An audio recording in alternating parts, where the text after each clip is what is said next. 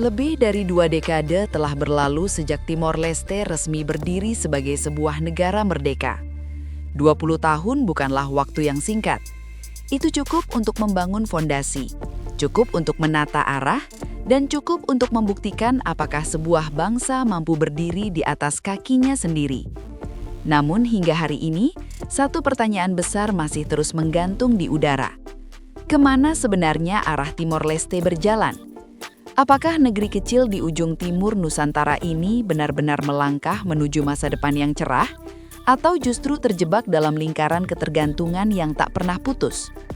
Ketika Timor Leste merdeka pada tanggal 20 Mei 2002, dunia menyaksikan lahirnya sebuah negara baru dengan penuh harapan. Setelah melewati konflik panjang, penderitaan dan pergulatan politik yang melelahkan, rakyatnya akhirnya mendapatkan hak untuk menentukan nasib sendiri. Di mata banyak orang, kemerdekaan ini bukan hanya soal kedaulatan, tetapi juga tentang kesempatan emas untuk membangun kehidupan yang lebih baik. Saat itu, Timor Leste diyakini memiliki modal besar untuk sukses, terutama karena kekayaan minyak dan gas yang tersimpan di wilayah perairannya. Pada awal tahun 2000-an, berbagai laporan menyebutkan bahwa cadangan minyak Timor Leste mencapai ratusan juta barel. Angka ini terdengar luar biasa untuk sebuah negara kecil dengan jumlah penduduk yang relatif sedikit. Banyak pihak percaya bahwa dengan pengelolaan yang tepat, kekayaan alam ini bisa menjadi mesin pertumbuhan ekonomi selama puluhan tahun. Bahkan ada yang berani bermimpi bahwa Timor Leste bisa mengikuti jejak Singapura, menjadi negara kecil yang makmur, modern, dan berpengaruh di kawasan. Dalam beberapa tahun pertama setelah kemerdekaan, mimpi itu tampak nyata. Pendapatan dari sektor minyak dan gas mengalir deras ke kas negara. Selama lebih dari 1 dekade, Timor Leste berhasil mengumpulkan puluhan miliar dolar Amerika dari sektor energi. Dana ini kemudian dimasukkan ke dalam Sovereign Wealth Fund, sebuah dana abadi yang dirancang untuk menjamin masa depan negara. Pemerintah membangun jalan, sekolah, rumah sakit, dan berbagai fasilitas publik. Angka kemiskinan perlahan menurun, stabilitas politik mulai terbentuk. Dunia memandang Timor Leste sebagai contoh negara pasca konflik yang relatif berhasil bangkit. Namun di balik semua itu, masalah mendasar mulai tumbuh secara perlahan, nyaris tak terlihat.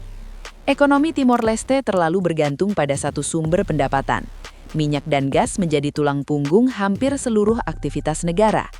Ketika uang migas mengalir deras, roda pemerintahan berputar lancar. Ketika harga energi stabil, anggaran negara aman. Tetapi ketergantungan ini menyimpan bom waktu yang suatu hari pasti meledak. Para ekonom dan lembaga internasional sebenarnya sudah lama memperingatkan bahaya ini. Mereka menyebut fenomena ini sebagai kutukan sumber daya alam. Negara yang terlalu kaya akan sumber daya seringkali justru gagal membangun sektor lain. Industri manufaktur tidak tumbuh, pertanian terabaikan, kewirausahaan melemah, masyarakat menjadi terbiasa bergantung pada negara. Dan ketika sumber daya itu habis, negara pun kehilangan pijakan. Itulah yang kini mulai terjadi di Timor Leste. Cadangan minyak semakin menipis. Ladang-ladang utama mulai memasuki fase akhir produksi. Pendapatan negara menurun drastis. Dana abadi yang dulu terlihat sangat besar kini mulai terkuras untuk menutup defisit anggaran. Para analis memperkirakan bahwa tanpa sumber pendapatan baru, Timor Leste hanya memiliki waktu beberapa tahun sebelum menghadapi krisis fiskal serius. Di tengah situasi ini, menarik untuk membandingkan Timor Leste dengan wilayah yang secara geografis dan kultural sangat dekat dengannya, yaitu Provinsi Nusa Tenggara Timur di Indonesia. NTT bukanlah wilayah yang kaya minyak, tanahnya kering, infrastruktur pernah tertinggal. Angka kemiskinan juga tinggi. Namun, dalam 2 dekade terakhir, NTT justru menunjukkan perkembangan yang relatif stabil. Perekonomian NTT bertumpu pada pertanian, peternakan, perikanan, dan pariwisata. Sektor-sektor ini mungkin tidak menghasilkan uang sebanyak minyak, tetapi lebih tahan terhadap guncangan. Ketika satu sektor melemah, sektor lain masih bisa menopang. Inilah yang disebut diversifikasi ekonomi. NTT perlahan membangun fondasi yang lebih seimbang. Data menunjukkan bahwa secara nominal, ekonomi NTT bahkan lebih besar daripada Timor Leste. Pendapatan per kapita masyarakatnya sedikit lebih tinggi. Pertumbuhan ekonominya juga lebih cepat. Tingkat kemiskinan di NTT memang masih tinggi, tetapi jauh lebih rendah dibandingkan Timor Leste. Ini menunjukkan bahwa pembangunan yang bertumpu pada banyak sektor cenderung lebih inklusif. Salah satu faktor penting dalam perbedaan ini adalah kualitas sumber daya manusia. Pendidikan di Timor Leste masih menjadi tantangan besar.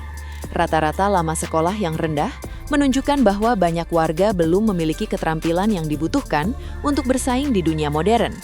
Tingkat melek huruf yang masih tertinggal juga mempersempit peluang kerja. Tanpa pendidikan yang memadai, sulit bagi sebuah negara untuk membangun industri, teknologi, dan inovasi. Akibatnya, lapangan kerja di Timor Leste masih didominasi oleh sektor pemerintahan dan aktivitas informal. Sektor swasta berkembang sangat lambat. Banyak anak muda akhirnya menganggur atau bekerja di sektor dengan produktivitas rendah. Ketergantungan ekonomi Timor Leste juga terlihat dari pola perdagangannya. Hampir semua kebutuhan pokok diimpor dari luar negeri, terutama dari Indonesia dan Australia. Dari beras, sayur mayur, hingga bahan bangunan, semuanya datang dari luar. Produksi domestik sangat terbatas, ekspor hampir tidak signifikan. Ini membuat neraca perdagangan selalu defisit dan memperlemah mata uang nasional. Di tengah keterbatasan ini, pemerintah Timor Leste mencoba mencari jalan keluar melalui sektor pariwisata dan jasa. Negara ini memiliki pantai yang indah, budaya yang unik, dan sejarah yang menarik. Secara teori, potensi ini sangat besar. Pemerintah membuka akses visa, mempermudah investasi, dan mempromosikan pariwisata internasional. Namun, membangun industri pariwisata tidak cukup hanya dengan niat baik. Dibutuhkan infrastruktur, bandara yang memadai, hotel berkualitas, transportasi yang lancar, sumber daya manusia terlatih, serta promosi yang konsisten. Tanpa semua itu, pariwisata sulit berkembang. Itulah sebabnya jumlah wisatawan asing ke Timor Leste masih sangat rendah dibandingkan wilayah tetangganya. Sementara itu, NTT berhasil memanfaatkan momentum pariwisata dengan mengembangkan Labuan Bajo, Pulau Komodo, dan destinasi lainnya. Pemerintah pusat dan daerah bekerja sama membangun akses, menarik investor, dan mempromosikan daerah ini secara global.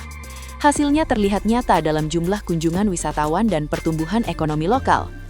Perbedaan pendekatan ini menunjukkan bahwa pembangunan tidak hanya soal uang, tetapi juga soal perencanaan, konsistensi, dan kapasitas institusi. Timor Leste memiliki dana besar di masa lalu, tetapi belum mampu mengubahnya menjadi mesin pertumbuhan jangka panjang. Sebaliknya, NTT dengan sumber daya terbatas justru mampu bergerak lebih adaptif.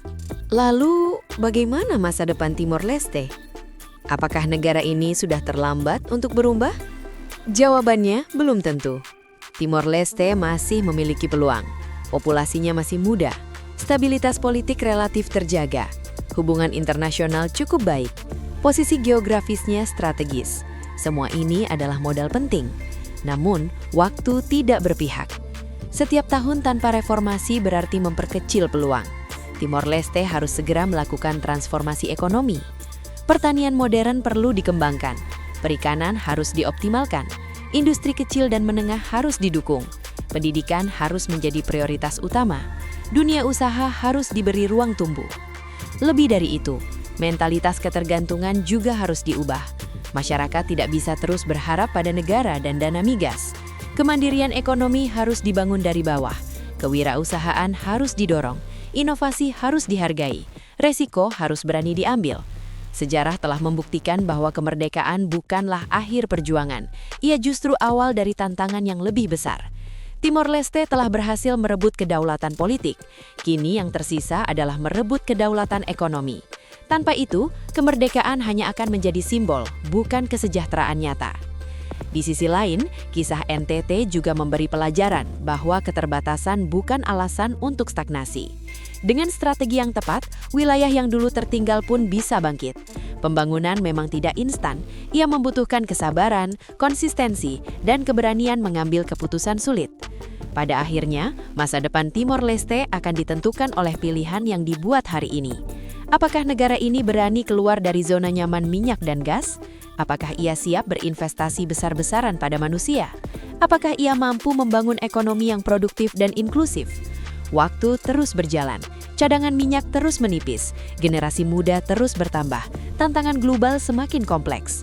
Dalam situasi ini, Timor Leste berada di persimpangan sejarah. Satu jalan mengarah pada stagnasi dan ketergantungan, jalan lainnya menuju transformasi dan kemandirian. Pilihan itu ada di tangan mereka sendiri. Dan seperti banyak negara lain di dunia, perjuangan sesungguhnya baru saja dimulai.